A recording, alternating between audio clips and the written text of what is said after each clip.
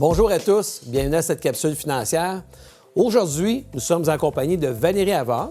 Valérie, elle est conseillère en gestion de patrimoine chez Financière Banque Nationale. Nous allons parler du CELIAP.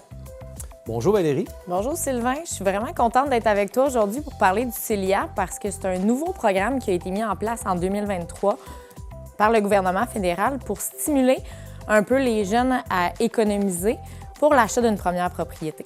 Valérie, parle-nous en détail de c'est quoi le CELIAP. Il y a beaucoup de caractéristiques pour ce compte-là qui va le différencier des autres types de comptes enregistrés.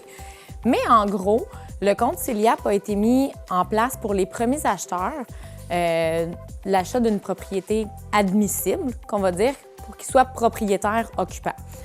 Premièrement, on a une cotisation maximale de 8 000 $ par année. On a un plafond à vie de 40 000 $.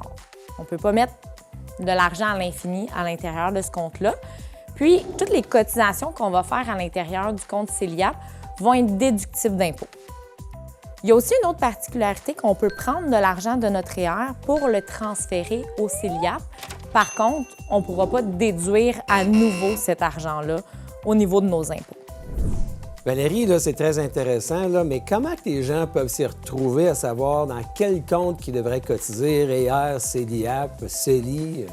C'est sûr que c'est facile de s'y perdre parce qu'il y a beaucoup de types de comptes enregistrés, mais ici, tu peux voir un tableau qui va te donner les caractéristiques de chaque compte.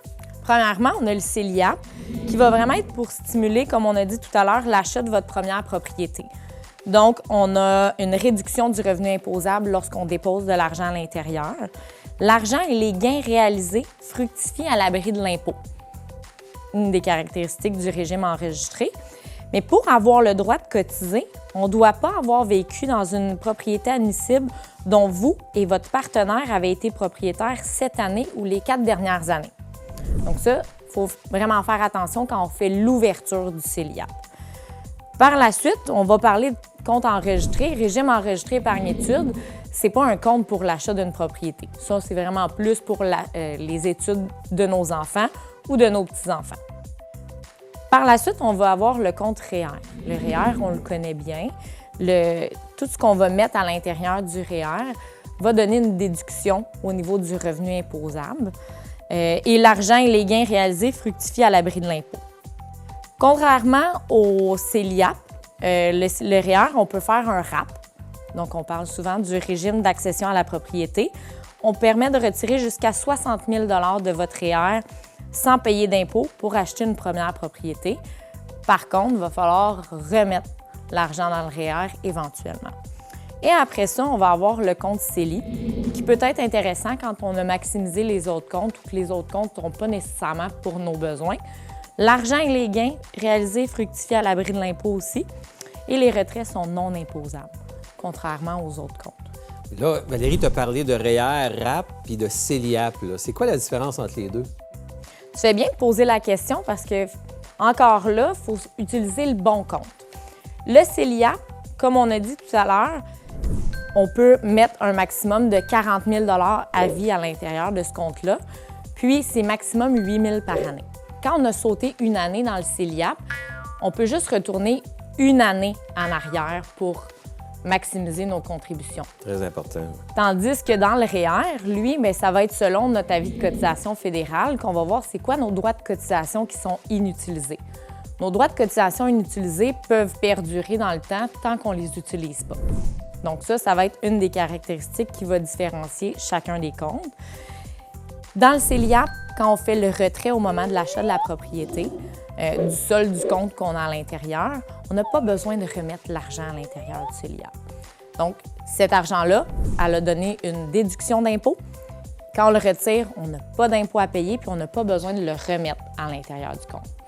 Quand on fait un RAP avec les REER, à ce moment-là, on bénéficie seulement de quelques années de délai de grâce, mais après, on a 15 ans pour remettre l'argent dans notre REER. Donc, on s'auto-rembourse, on remet l'argent dans notre REER à la limite de 1/15e par année. Donc, on a 15 ans, on doit mettre 1/15e par année pour remettre l'argent dans le REER. Sinon, le 1/15e va être imposable dans l'année où on ne remet pas l'argent dans le REER.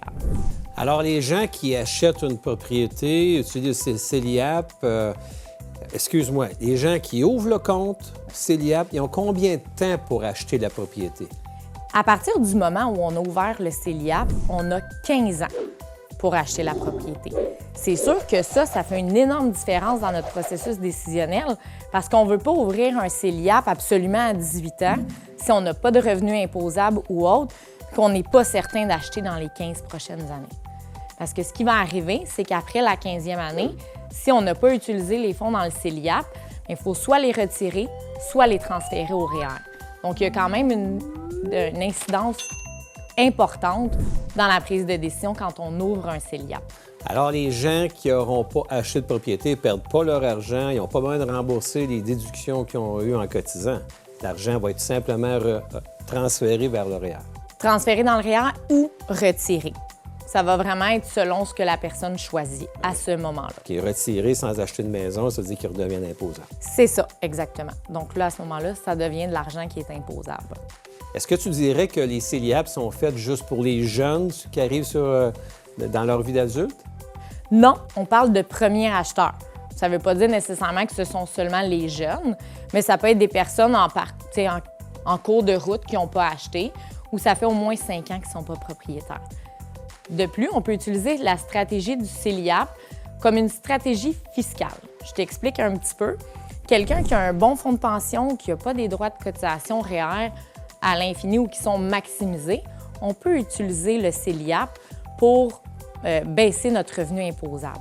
Ce qui fait en sorte que même si, après 15 ans, on n'a pas besoin de l'argent pour l'achat d'une propriété, on le transfère du REER, mais au moins, on aurait eu des retours d'impôt sur cet argent-là. C'est vrai qu'on a vu ça, des clients qui n'avaient pas l'intention d'acheter une maison puis qui n'en avaient pas eu, respecter les règles pour avoir un CELIAP. On leur a fait ouvrir un CELIAP parce qu'à un moment donné, l'argent va être simplement viré au REER. Donc, ils venaient de gagner des droits REER parce que même s'ils n'ont plus de droits REER, ils peuvent quand même virer les argents du CELIAP vers le REER. Alors, ça t'augmente les droits REER. C'est ça. Donc, c'est une façon contournée d'utiliser le CELIAP pour avoir d'autres déductions fiscales qui sont quand même très intéressantes. C'est un beau compte que le gouvernement a permis d'ouvrir aux citoyens canadiens qui vont encore une fois aider à l'accès à la propriété. C'était ça l'objectif de base. Oui. Alors, merci beaucoup pour tes explications, Valérie. Merci beaucoup à toi, Sylvain. Puis on se voit pour une prochaine capsule bientôt. Merci. Au plaisir, à la prochaine.